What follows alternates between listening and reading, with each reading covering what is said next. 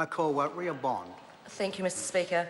Mr Speaker, I'm privileged this evening to rise on behalf of New Zealand First and my colleague Derek Bull to speak to the first reading of the Children, Young Persons and Their Families Advocacy, Workforce and Age Settings Amendment Bill.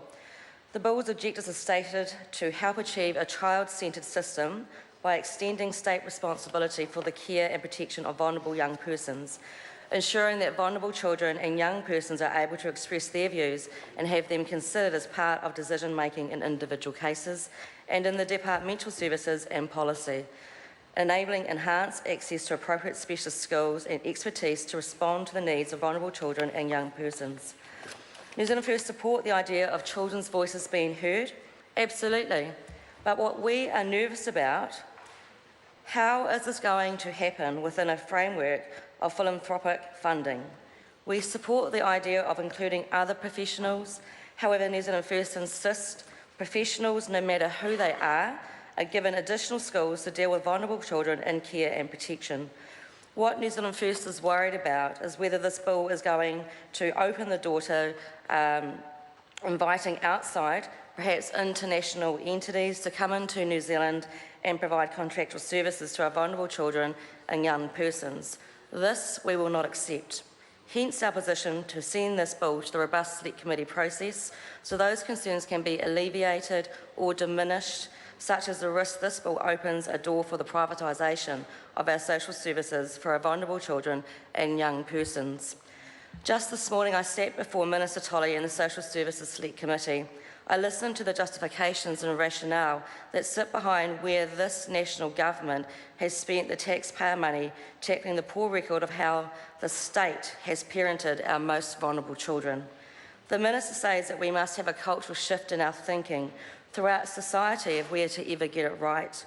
When we look at which model will best service the needs of our most vulnerable children and young persons, the Minister states that a suite of bills, including this bill and many others to follow, will let the voice of a child come first.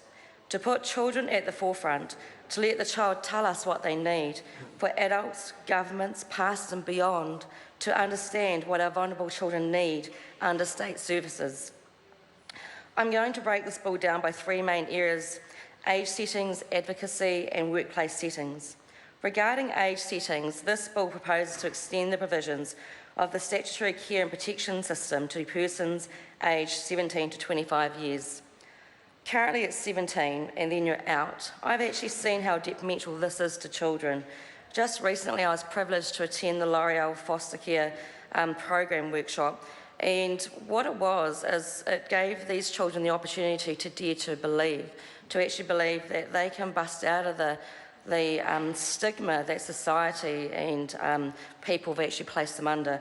And what these children learned over the course of the weekend was that they can stand up, that they can be given certain strategy and support to help them achieve and to be the best that they can be in their future.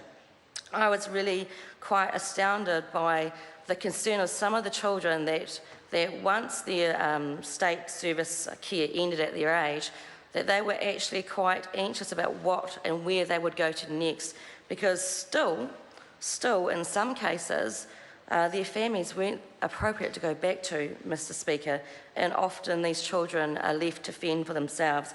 So New Zealand First agrees that this extension of care to include up to 25-year-olds is paramount to helping these individuals journey into society with a more successful platform that includes the security of knowing as they move from high school, tertiary education, then onto the workforce, that they will receive real and actual support services needed to belong and move within our society. A society that doesn't take away the aspirations and dreams that every individual in this country deserve to have. It's a tragedy and a blight on this and previous governments that at the age of 17, children with such complex needs were simply dumped out on the street. This lack of engagement and understanding, right down to key care arrangements, has been occurring for over 30 years, and it must stop. We are pleased to note the extension of care from 17 to 25 years. With regard to advocacy, the bill proposes to embed the views of children and young persons at an individual and systemic level by strengthening obligations in the SIFT Act 1989 to support the participation of children and young persons. This bill supports the establishment of independent advocacy services with a particular focus on children and young persons in care through a new duty imposed on the Chief Executive of the Department administrating the Act. The Minister explained today that a Chief Executive will be put in charge who will set up a multi-professional service advice services, and that individual CE will then choose those service providers.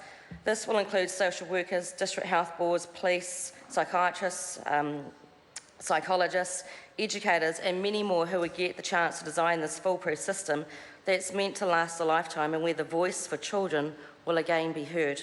So in other words, after today's Select Committee discussion, it's been fleshed out that this government has been and may pour millions of tax dollars into all sorts of pilot programs and hope like heck that they, by some miracle, the various pilot programs work and then roll them out nationally. This is based on, if I may say, blind faith, and if we think that's okay, then that's wrong. How can the Minister effectively ensure that the change made is a change made for good, for the betterment of children and young persons in this country? New Zealand First absolutely support putting the voice of the child at the forefront of these decisions, and for once we are grateful for Paula Rebstock for educating the National Party in this very basic premise that should have always been there. Finally, with regard to work settings, this bill aims to enable a broader range of professionals to perform a wider set of functions under the SIFT Act 1989 to help identify and meet the needs of vulnerable children and young persons. From reading the regulatory impact statement we have been provided with, an analysis of options for new workforce settings that enables professionals to perform a broader set of functions within the new operating model. It also considers the related objectives of providing appropriate flexibility for the agency to deliver services via strategic partners and supporting the Chief Executive of the Children's Agency as the single point of accountability for vulnerable children and young people. If this government truly believed in putting the voice of vulnerable children first, then this government would also recognise the potential of the Children's Commission to play an absolute vital role working inside of the advocacy space. Yet despite the rhetoric, despite what we call the lip service this government have dished out to Dr Russell Wills and his team of 2.5 staff at the Children's Commission, this government has failed miserably to adequately resource what should have been the jewel in the crown. It is noted that the preferred option by MSD is to amend the SIFT Act to vest the functions currently residing with social workers instead of in the Chief Executive. Here's where the legislation becomes unstuck, that the Chief Executive would only be able to delegate functions to people who have the interpersonal skills, training and experience to suitably qualify to perform those functions. That if delegating outside the state sector, the Chief Executive be required by the legislation to have contractual requirements in place to support the appropriate exercise of the delegation and to enable the person with delegated authority to be held to account. That the legislation require those existing delegated authority to have regard to any guidance issued by the Chief Executive. That the Chief Executive be required to maintain a publicly accessible register of delegations to ensure transparency and clarity for the sector and for the public. I'm sorry to interrupt the honourable member. The time has come for me to leave the chair for the dinner break. Members, this debate is interrupted and I shall resume the chair at 7:30.